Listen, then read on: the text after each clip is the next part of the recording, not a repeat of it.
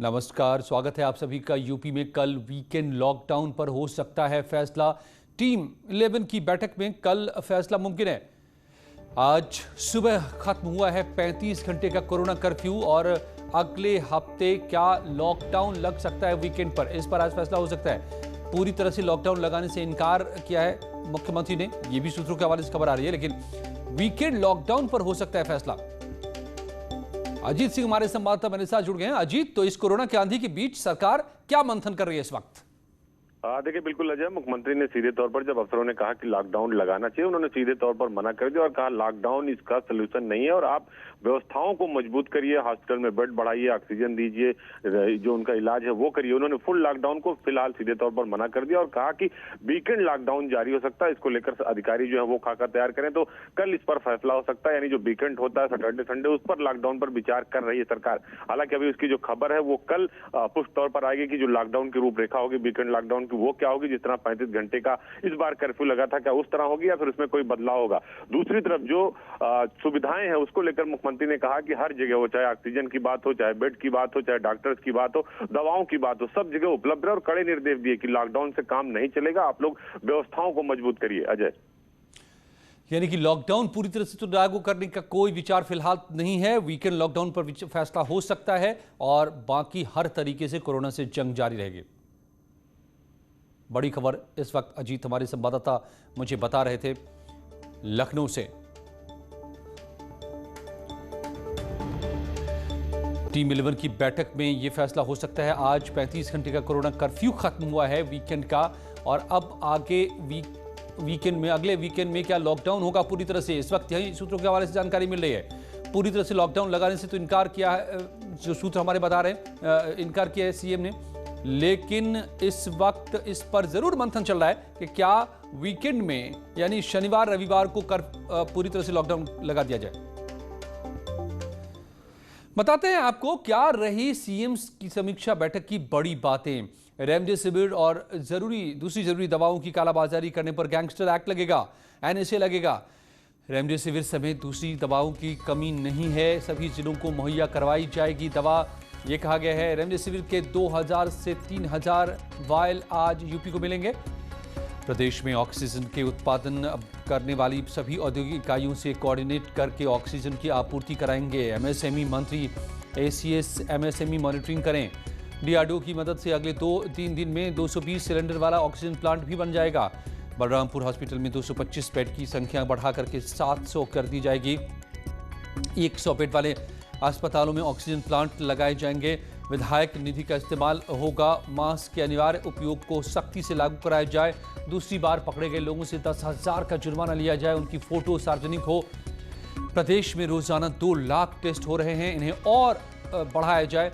लखनऊ, बनारस, प्रयागराज जैसे अति प्रभावित जिलों में कोविड मरीजों के लिए बेड्स की मौजूदा संख्या को दोगुना किया जाए।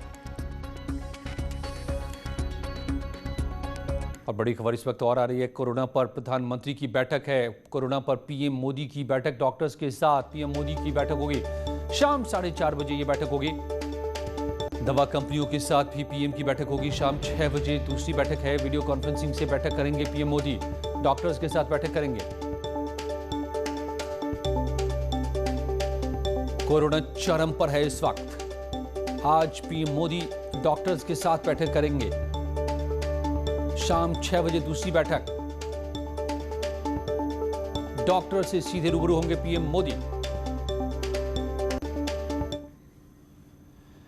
और कोरोना की बेकाबू होती दूसरी लहर को लेकर गृह मंत्रालय की तरफ से साफ नीति है। कोरोना कर्फ्यू और लॉकडाउन को लेकर राज्य सरकारें खुद तय कर लें। गृह मंत्री अमित शाह का कहना है कि हालात को देखते हुए जरूरी कदम उठाने का फैसला खुद राज्य तय करें। गृह मंत्रालय ने जो सर्कुलर कर रहे हैं फरवरी माह से, कंटेनमेंट जोन बनाना, सेमी कंटेनमेंट जोन बनाना या कहीं पर कर्फ्यू डालना, वो निर्णय हमने राज्य की सरकारों पर छोड़े हैं, क्योंकि हर राज्य की परिस्थिति एक समान नहीं है। तो राज्य सरकारें जो उचित समझे वो कदम उठा सकती हैं।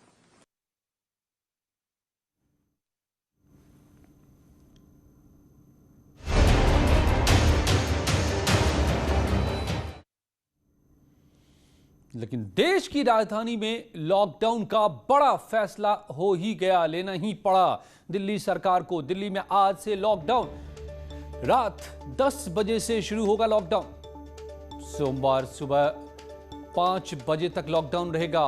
दिल्ली में 6 दिनों का लॉकडाउन। बढ़ते कोरोना केसेस के चलते दिल्ली के मुख्यमंत्री ने यह फैसला लिया है, इसका ऐलान किया है। आज रात 10 बजे से सोमवार सुबह 5 बजे तक के लिए लॉकडाउन लागू किया जा रहा है, यानी कि कल से, आज रात से ही बल्कि पूरे हफ्ते के लिए पूरी दिल्ली पूरी तरह से बंद। तो आज रात को 10 बजे से अगले सोमवार को सुबह 5 बजे तक 6 दिन के लिए दिल्ली में लॉकडाउन लगाया जा रहा है। इस दौरान जाहिर है कि जो एसेंशियल सर्विसेज हैं वो जारी रहेंगी, खाने पीने की, मेडिकल व्यवस्थाओं की वो जारी रहेंगी। ये शादियों का सीज़न है, लोगों के बड़े मुश्किल से रिश्ते बनते हैं, हम उनके रिश्ते तोड़ना नहीं चाहते, तो लोगों की शादियां संपन्न हों, लेकिन केवल 50 लोगों के गैदरिंग के साथ संपन्न हो। उसके लिए अलग से पास दिए जाएंगे। इसके बारे में अभी थोड़ी देर में डिटेल्ड ऑर्डर जारी हो जाएगा कि कौन कौन सी चीज़ें जारी रहेंगी और कौन सी चीज़ों पर पाबंदी रहेगी। मैंने और एलजी साहब के हम दोनों ने निर्णय तब लिया है जब हमारे पास कोई उपाय नहीं बचा था। हमारे लिए निर्णय लेना आसान नहीं था। तो सारे रास्ते बंद होने के बाद अब ये फैसला दिल्ली सरकार ने बताया, और मुख्यमंत्री अरविंद केजरीवाल बता रहे थे दिल्ली एलजी ने इस बीच सीएम योगी से मदद मांगी है। अनिल बैजल ने सीएम योगी को चिट्ठी लिखी है, दिल्ली को ऑक्सीजन सप्लाई देने की मांग की है। डॉक्टर हर्षवर्धन से बेड बढ़ाने की भी मांग की है। दिल्ली के लेफ्टिनेंट गवर्नर ने अनिल बैजल ने सीएम योगी को चिट्ठी लिखकर ऑक्सीजन सप्लाई की मांग की है कि दिल्ली को यूपी की सरकार ऑक्सीजन की सप्लाई दे। साथ ही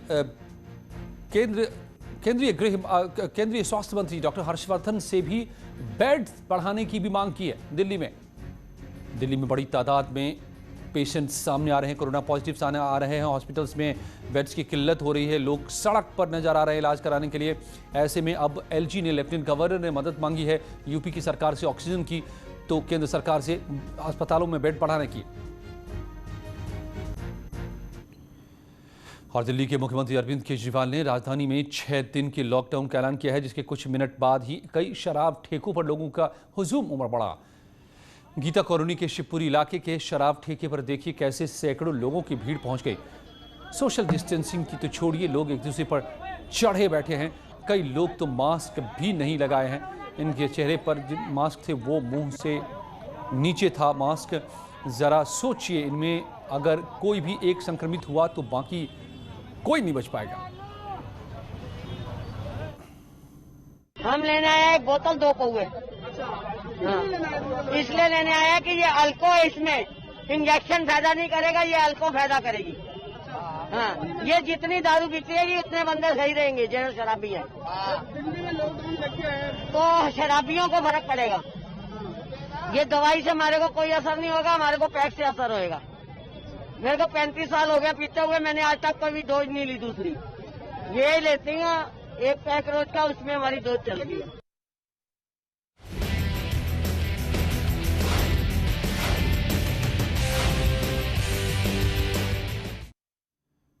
यूपी पंचायत चुनाव का मामला अब सुप्रीम कोर्ट पहुंचा है। कोरोना के हालात पर रोक लगाने की मांग सुप्रीम कोर्ट में की गई है। बड़ी खबर इस वक्त बता रहे हैं आपको।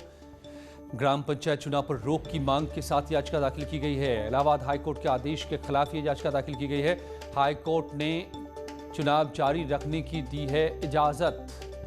अब इसके खिलाफ सुप्रीम कोर्ट में इलाहाबाद हाईकोर्ट के आदेश के खिलाफ याचिका दाखिल की गई है। हाईकोर्ट के आदेश से चुनाव को संपन्न कराया जा रहा है। चुनाव जारी रखने का आदेश हाईकोर्ट ने दिया है, तो सुप्रीम कोर्ट में इसके खिलाफ याचिका।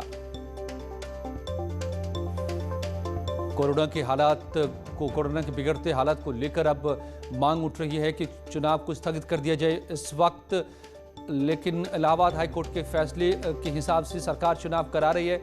अब इसके खिलाफ सुप्रीम कोर्ट में, हाईकोर्ट के फैसले के खिलाफ सुप्रीम कोर्ट में याचिका दाखिल की गई है। इस मांग के साथ कि कोरोना बेहद तेजी से फैल रहा है, तो अभी चुनाव को क्यों न रोक दिया जाए। और इलाहाबाद के हाईकोर्ट का जो आदेश है चुनाव को जारी रखने का, चुनाव कराने का उस आदेश पर रोक लगाए सुप्रीम कोर्ट। सुशील पांडे हमारे संवाददाता मेरे साथ जुड़ गए हैं दिल्ली से। सुशील, याचिका तो दाखिल कर दी गई है, सुनवाई कब होगी, कब तक हमें कोई फैसला मिलेगा? जी देखिए, फिलहाल अभी यह याचिका दाखिल की गई है। इस याचिका में साफ तौर से कहा गया है कि जिस तरह उत्तर प्रदेश में कोरोना के हालात को देखते हुए कहीं ना कहीं यूपी में जो पंचायत चुनाव हो रहा है उसको फिलहाल तत्काल प्रभाव से उस पर रोक लगाने की मांग की गई है। सुप्रीम कोर्ट में सचिन यादव ने वकील तलहा अब्दुल रहमान के माध्यम से याचिका दाखिल की है। अभी फिलहाल सुनवाई की कोई तारीख मुकर्रर नहीं की गई है। अभी केवल याचिका सुप्रीम कोर्ट में दाखिल की गई है और ये मांग की गई है कि जल्द से जल्द इस मामले की सुप्रीम कोर्ट सुनवाई करे, ताकि जो संक्रमण का दर है उसके दर और चयन पर रोक लगाई जाए। लेकिन क्योंकि आज दूसरे चरण का मतदान था और कई जगह से देखने को भी मिला कि जो कोरोना का जो फिलहाल गाइडलाइन है उसका पालन नहीं किया जा रहा है, जिसकी वजह से जो खतरा है आने वाले दिनों में बढ़ सकता है। तो देखना तो अहम होगा कि सुप्रीम कोर्ट जब इस पूरे मामले की सुनवाई आने वाले दिनों में करता है तो क्या कुछ अहम आदेश जारी करता है।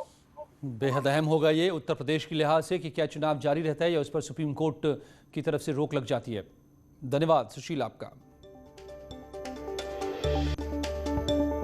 लौटते हैं कुछ ही पलों में और खबरों के साथ। और बड़ी खबर इस वक्त आ रही है, आजमगढ़ में पुलिस टीम पर पथराव हुआ है। पोलिंग बूथ से भीड़ हटाने गई थी पुलिस और पुलिस पर ही लोगों ने पथराव कर दिया। पुलिस ने लाठी चार्ज कर उपद्रवियों को खदेड़ा है। आजमगढ़ की घटना, बूथ के पास अराजक तत्वों को हटाने गई थी पुलिस जब पुलिस पर पथराव किया गया। मेहनगर थाने के भड़साड़ी गांव का मामला, आजमगढ़ में पुलिस पर पथराव। बूथ के पास भीड़ जमा थी, उसे हटाने पुलिस पहुंची तो पुलिस पर पथराव कर दिया लोगों ने। आजमगढ़ में मेहनगर थाने में भड़साड़ी गांव का ये मामला। पोलिंग के दौरान भीड़ को हटाने गई पुलिस पर पथराव। और आजमगढ़ के लालगंज तहसील में वोटिंग के दौरान दो गुटों में झड़प हो गई, जिसके बाद दबंगों ने मतदान केंद्र में घुसकर बैलेट बॉक्स में पानी डाल दिया। वारदात के बाद आरोपी फरार हो गए। सरुपहा गांव पंचायत के कॉम्पोजिट स्कूल का ये मामला है। दबंगों ने बैलेट बॉक्स में पानी डाल दिया। तो जारी है यहां पर कुछ ही पलों में खबरों का सिलसिला।